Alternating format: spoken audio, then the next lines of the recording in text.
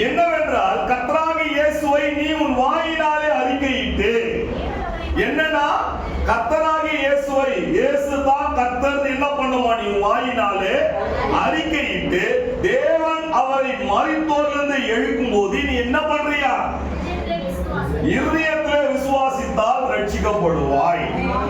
அப்போ யாரு இயேசு 3 பேர்ல ஒருத்தர் இல்ல, இயேசு 2வது கடவுள் இல்ல, இயேசுதான் பழைய ஏற்பாட்டில் இருந்த பிதா, இயேசுதான் பழைய ஏற்பாட்டில் இருந்த யெகோவா, இயேசுதான் பழைய ஏற்பாட்டில் இருக்கிற கர்த்தர், இயேசு பழைய ஏற்பாட்டில் இருக்கிற தேவன். அவரும் இவரும் ஒண்ணுன்னு யார் விசுவாசிக்கிறாங்களோ அவங்க தான் ரட்சிக்கப்பட்டவங்க. இப்படி நீ விசுவாசிக்கலன்னா அது ஒரு பெரிய பாவம், தெரியுமா? இப்படி விசுவாசிக்கலாம் என்னது, அது ஒரு பெரிய பாவம். யோவான் 8:24 வாசிப்போம், வாசி கேட்போம். யோவான் 8:24 வாசிங்க நீங்க.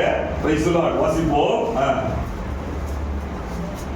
ஆகையால் நீங்கள் உங்கள் பாவங்களில் சாவீர்கள். பைபிள் சொல்லுது, ஆகையால் நீங்கள் உங்கள் பாவங்களில் சாவீர்கள்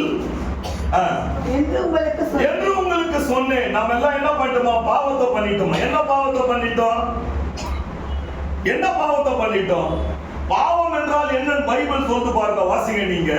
நானே அவர் என்று நீங்கள் விசுவாசிக்காவிட்டால், சரிங்களா? எப்படி பழைய ஏற்பாட்டில் இருக்கிற யெகோவா, பழைய ஏற்பாட்டில் இருக்கிற பிதா, நானே அவர் என்று நீங்கள் விசுவாசிக்காவிட்டால் பாத்தீங்களா? எத்தனை பேருக்கு இன்னைக்குதான் தெரியும் இயேசுவுக்கு அப்பா இல்லைன்னு?